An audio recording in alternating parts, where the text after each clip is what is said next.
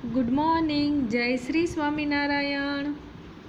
આપણે પ્રકરણ 1માં ખેત ઉત્પાદન અને વ્યવસ્થાપનમાં ખેત પદ્ધતિઓ, સૌપ્રથમ પાકની વ્યાખ્યા, ત્યારબાદ પાકના પ્રકાર, ખરીફ પાક અને રવિ પાક અને પાક ઉત્પાદનની મૂળભૂત પદ્ધતિઓ જોઈતી, જેમાં ભૂમિને તૈયાર કરવી, રોપણી, કુદરતી અને કૃત્રિમ ખાતર આપવું, સિંચાઈ, નીંદણથી રક્ષણ, લણણી અને સંગ્રહ.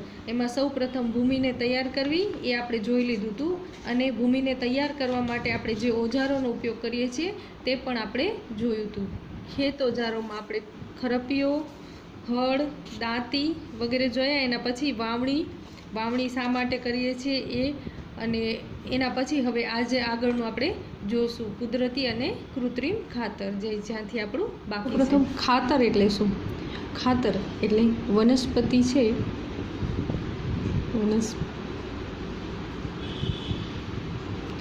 વનસ્પતિના આપણે ખાતર શા માટે ઉમેરીએ? તો એક તો એનામાં શું મળે ખાતર ઉમેરવાથી? પોષક દ્રવ્યો. અને શું થશે? એનો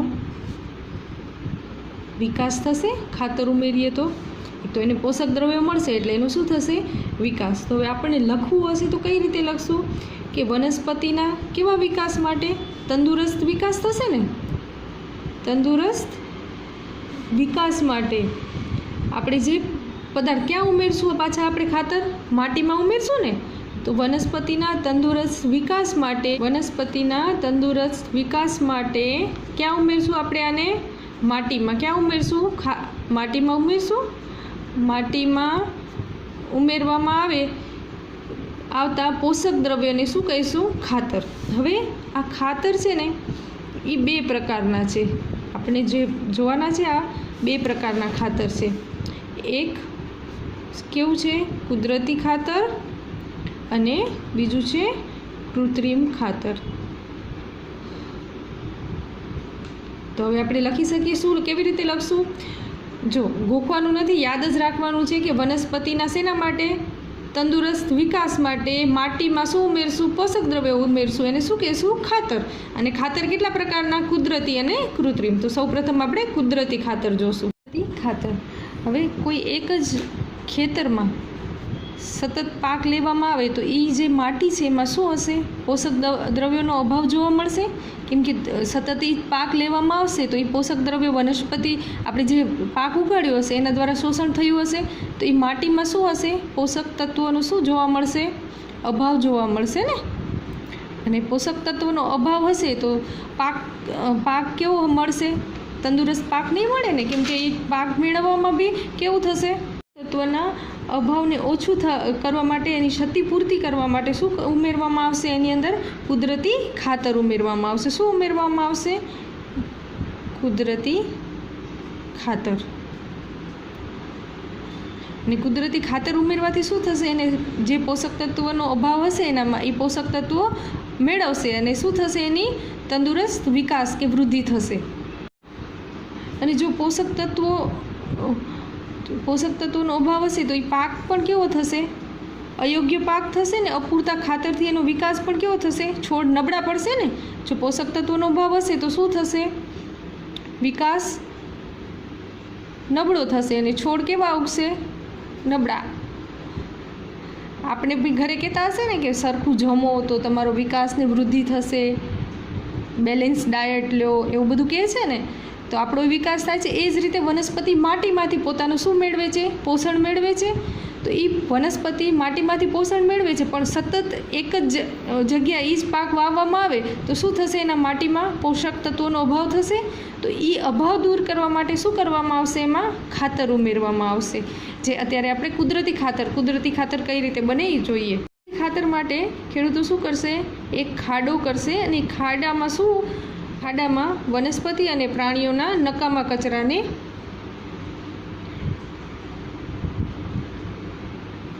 શું કરશે? આ નકામો કચરો હશે ને એને ભેગું કરશે. અને આનાથી આ ભેગું કર્યા પછી શું થશે? એક જગ્યાએ ભેગું થશે, પછી એનું વિઘટન થશે. શું થશે? વિઘટન થશે.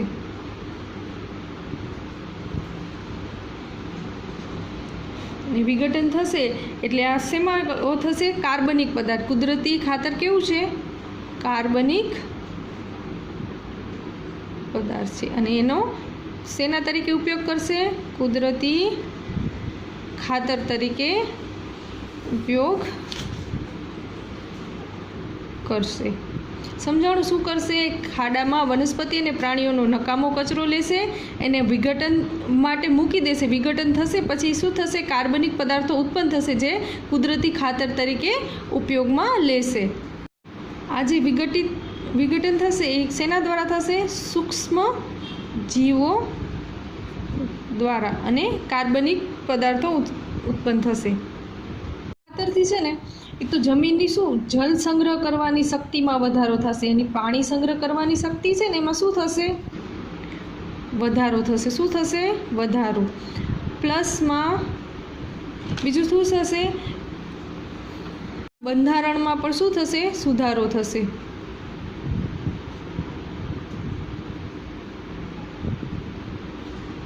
કુદરતી ખાતરના ફાયદા.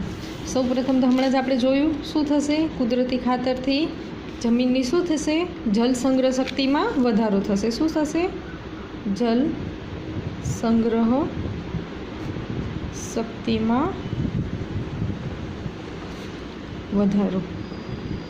જમીનની શું થશે? જલ સંગ્રહ શક્તિમાં ખાતર ઉમેરવાથી એની જમીન કેવી થશે? છિદ્રાળુ બની જાય છે અને વાયુ વિનિમયમાં છિદ્રાળુ હોય એટલે હવાની અવરજવર થઈ શકે ને, એટલે વાયુ વિનિમયમાં વધારો થશે. તો તેનાથી જમીન કેવી બનશે? છિદ્રાળુ બનશે.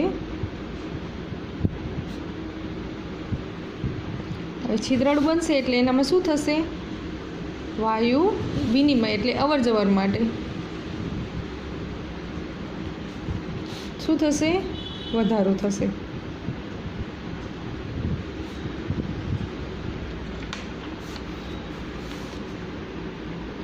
પ્લસમાં બીજું શું થશે? હવે આ કુદરતી ખાતર છે શેનાથી આપણે જોયું ને? સૂક્ષ્મજીવો વિઘટન કરશે, એનાથી કુદરતી ખાતર ઉત્પન્ન થશે. તો હવે શું થશે? કુદરતી ખાતર ઉમેરવાથી એનામાં શું થશે? ફાયદાકારક સૂક્ષ્મજીવોનો વધારો થશે. શું થશે? ફાયદાકારક સૂક્ષ્મ જીવોનો વધારો થશે.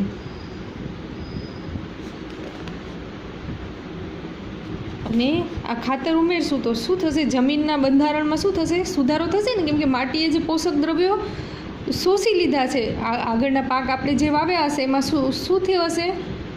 પોષક દ્રવ્યો બધા શોષાઈ ગયા હશે અને એ પોષક દ્રવ્યોના ઉમેરા માટે આપણે શું ઉમેરીએ છીએ? ખાતર ઉમેરીએ છીએ. તો હવે એ ખાતર ઉમેરશું તો શું થશે? માટીના બંધારણમાં શું થશે? સુધારો થશે. એટલે જમીનના બંધારણમાં શું થશે? સુધારો થશે.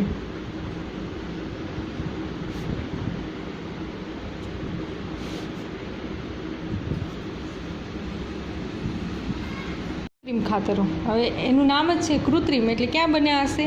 કારખાનામાં બન્યા હશે. કુદરતી નથી બનેલા, એટલે કૃત્રિમ એટલે ક્યાં હશે? કારખાનામાં બનેલા હશે. અને ખાતરનો ઉપયોગ આપણે શેના માટે કરીએ? પોષક દ્રવ્યો માટે કરીએ. જમીનને પોષક દ્રવ્ય મળે એના માટે કરીએ. તો હવે આ કૃત્રિમ ખાતરો શું હશે? રાસાયણિક પદાર્થ હશે જે વિશેષ પોષક દ્રવ્યોથી ભરપૂર હશે. તો હવે આપણે શું આમાં કૃત્રિમ ખાતરમાં આપણે લખી શકીએ? કૃત્રિમ ખાતર એ શું છે?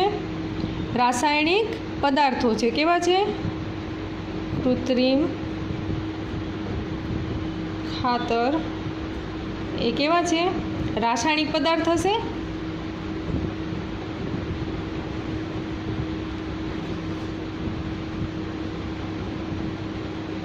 પદાર્થ છે જે વિશેષ પોષક દ્રવ્યોથી ભરપૂર હશે. કેમ કે આપણે શેના માટે એનો ઉપયોગ કરીએ છીએ? કે જમીનને પોષક દ્રવ્યો મળી રહે એના માટે આપણે કૃત્રિમ ખાતરનો ઉપયોગ કરીએ છીએ. તો હવે શું હશે? જે વિશેષ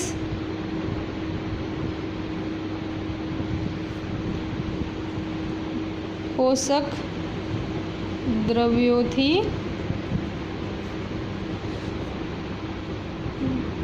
ભરપૂર હોય છે.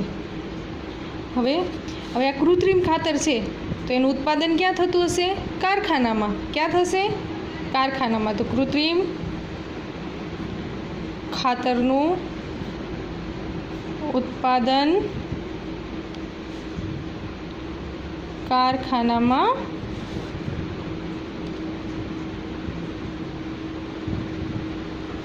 કરવામાં આવે છે।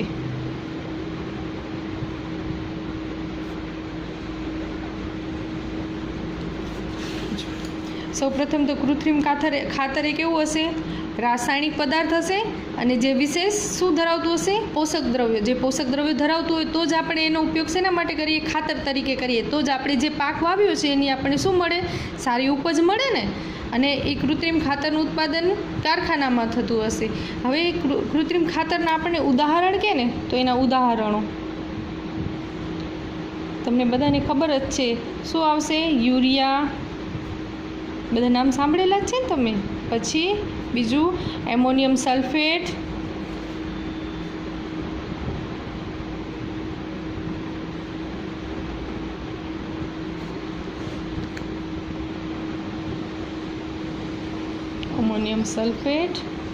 પછી સુપર ફોસ્ફેટ,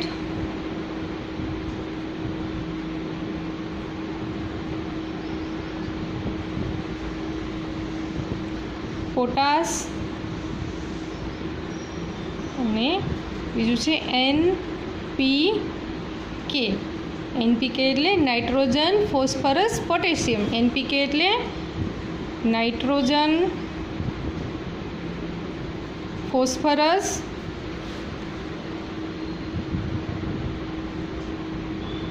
અને પોટેશિયમ।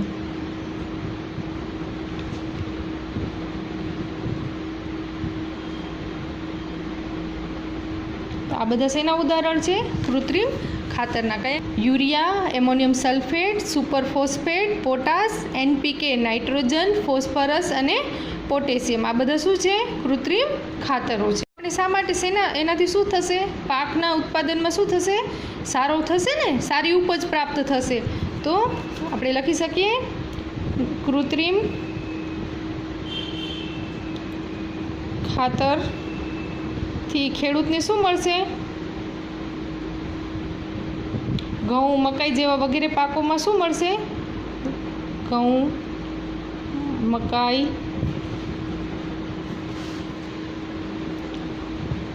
જેવા પાકમાં જે ઉપજ હશે એ કેવી મળશે આપણને? સારી મળશે ને। ઉપજ સારી મેળવવા સહાયતા પ્રાપ્ત થશે। પરંતુ આ શું છે? કૃત્રિમ ખાતર છે। હવે કોઈ પણ કૃત્રિમ વસ્તુનો આપણે વધારે ઉપયોગ કરીએ તો એનાથી શું થવાનું છે? નુકસાન જ થવાનું છે ને। તો આપણે લખી શકીએ કૃત્રિમ ખાતર છે એનો વધારે પડતો ઉપયોગ કરીએ તો શું થશે? જમીન કેવી થશે? ફળદ્રુપતામાં ઘટાડો થશે, કેમ કે કોઈ પણ રસાયણનો વધારે ઉપયોગ પરંતુ જો વધારે પ્રમાણમાં કૃત્રિમ ખાતરનો ઉપયોગ કરવામાં આવે તો જમીનની ફળદ્રુપતા શું થશે? ઘટી જશે, કેમ કે કોઈ પણ રસાયણનો વધારે ઉપયોગ કરવામાં આવે તો એ છેવટે રસાયણનો વધારે પડતા ઉપયોગથી શું થશે? એ નુકસાનકારક જ હશે। તો કૃત્રિમ ખાતર પણ એ શું છે? રસાયણોથી ભરપૂર છે, જેના દ્વારા શું આપણે કરીએ છીએ? જમીનને પોષક દ્રવ્ય પૂરા પાડીએ છીએ। તો લખી શકીએ વધારે પડતા ઉપયોગથી શું થશે? વધારે ઉપયોગથી શું થશે? જમીનની ફળદ્રુપતામાં ઘટાડો થશે। જમીનની ફળદ્રુપતામાં શું થશે? ઘટાડો થશે, કેમ કે વધારે પડતા કેમિકલના યુઝથી શું થવાનું છે? જમીનની ફળદ્રુપતા છે એમાં ઘટાડો થશે। પરંતુ અને પ્લસમાં શું થશે? જમીનમાં આપણે રસાયણ ઉમેરશું તો એ વરસાદ પડશે, એ જમીનનું ધોવાણ થશે, તો પછી શું થશે? જળ પ્રદૂષણ પણ વધશે ને। તો કૃત્રિમ ખાતર જળ પ્રદૂષણનો સ્ત્રોત છે। કૃત્રિમ લખી શકાય ને? કૃત્રિમ ખાતર જળ પ્રદૂષણનો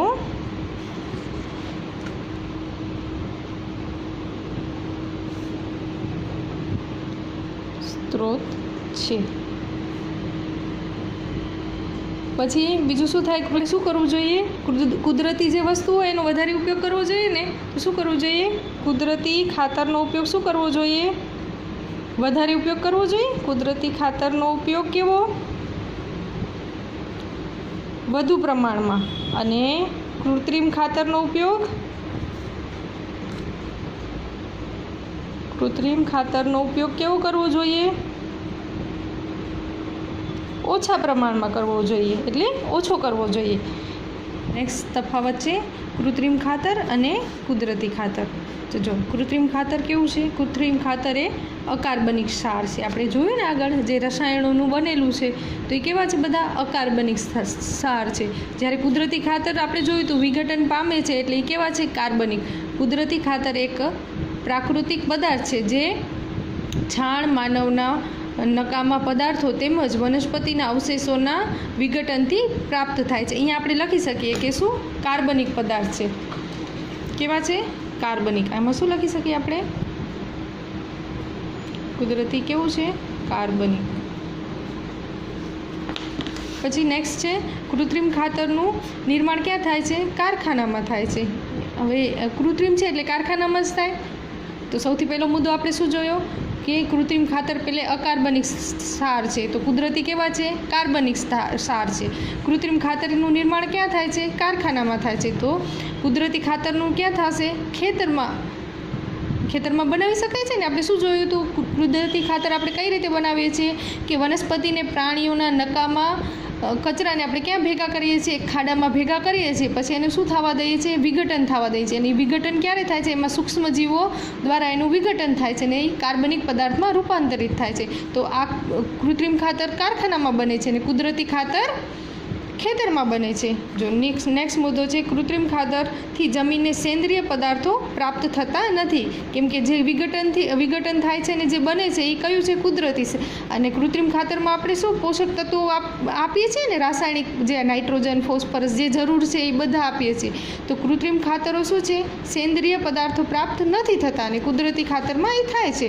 કૃત્રિમ ખાતરથી જમીનને ભરપૂર માત્રામાં સેન્દ્રિય પદાર્થો એટલે કે સડેલા કાર્બનિક પદાર્થો પ્રાપ્ત થાય છે. નેક્સ્ટ એના પછી શું છે? કૃત્રિમ ખાતરથી વનસ્પતિ માટે જરૂરી પોષક દ્રવ્યો જેમ કે નાઇટ્રોજન, ફોસ્ફરસ, પોટેશિયમ ભરપૂર માત્રામાં હોય છે. જ્યારે કુદરતી ખાતરમાં શું હશે? વનસ્પતિ માટે જરૂરી પોષક દ્રવ્યોની તુલનાની રીતે ઓછી માત્રા હશે, કેમ કે આપણે રસાયણો ડાયરેક્ટ સીધા ક્યાં આપીએ છીએ? કૃત્રિમ ખાતરમાં. તો હવે તફાવતમાં આપણે બધા મુદ્દા એકવાર યાદ કરી લઈએ. સૌથી પહેલો શું હતો? કૃત્રિમ ખાતર કેવો છે? અકાર્બનિક છે, જ્યારે કુદરતી કાર્બનિક છે. પછી કૃત્રિમ ખાતરનું નિર્માણ ક્યાં થાય છે? કારખાનામાં થાય છે. તો કુદરતી ખાતરનું ક્યાં થશે નિર્માણ? ખેતરમાં બનાવીએ છીએ. પછી કૃત્રિમ ખાતર છે એમાં સેન્દ્રિય પદાર્થો શું નથી થતા? પ્રાપ્ત નથી થતા. જ્યારે કુદરતીમાં શું થાય છે? સેન્દ્રિય પદાર્થો એટલે સડેલા જે પદાર્થોનું વિઘટનથી થાય છે એટલે સેન્દ્રિય પદાર્થો પ્રાપ્ત થાય છે. કૃત્રિમ ખાતરમાં વનસ્પતિ માટે જરૂરી પોષક દ્રવ્યો જેવા કે નાઇટ્રોજન, ફોસ્ફરસ, પોટેશિયમ જેવા ભરપૂર માત્રામાં મળે છે. જ્યારે કુદરતીમાં વનસ્પતિ માટે જરૂરી પોષક દ્રવ્યોની તુલનામાં કેવા મળે છે? ઓછી માત્રામાં મળે છે. પાકને પોષણ મેળવવા માટે આપણે જે ખાતરનો ઉપયોગ કરીએ છીએ, અન્ય એક રીત છે પાકની ફેરબદલી. પોષણ માટેની અન્ય એક રીત છે પાકની ફેરબદલી. હવે આવે છે પાકનો ઉછેર કર્યા બાદ વારાફરતી ખેતરમાં અન્ય પાક લેવામાં આવે છે. એટલે પહેલે કોઈ એક પાક, પછી આ પાકનું ઉત્પાદન ઉછેર થઈ જાય પછી બીજો કયો? અન્ય પાક લેવામાં આવે છે. એટલે વારાફરતી પાક લેવામાં. પહેલાંના સમયમાં ક્યાં? ઉત્તર ભારતમાં શું કરતા? એકવાર ઘઉંનો પાક લેતા, એકવાર કોઈ કઠોળનું ઉત્પાદન કરતા, જેનાથી કરીને શું થતું કે પાક ઉત્પાદન માટે ખેડૂતોને શું કરવામાં આવતા? પ્રોત્સાહિત કરવામાં આવતા. હવે કઠોળનો પાક શા માટે લેવામાં આવતો એ તો તમે આગલા ધોરણમાં ભણી ગયા છો કે કઠોળના મૂળમાં રાઇઝોબિયમ નામના બેક્ટેરિયા સિમ્બિકુળની વનસ્પતિના મૂળ ગંડિકામાં હોય છે. ક્યાં હોય છે? એની મૂળ ગંડિકામાં શું હોય છે? રાઇઝોબિયમ નામના બેક્ટેરિયા હોય છે જે સિમ્બિકુળની વનસ્પતિની મૂળ ગંડિકામાં રહેલા હોય છે, જે વનસ્પતિને વાતાવરણમાંથી શું આપે છે? નાઇટ્રોજન આપે છે. સામે વનસ્પતિ એને શું આપે છે? વસવાટ કરવા માટે આપે છે ને વનસ્પતિમાંથી તે શું લે છે? પોષક દ્રવ્યો લે છે. એટલે અહીંયા કને શું હોય? રાઇઝોબિયમ નામના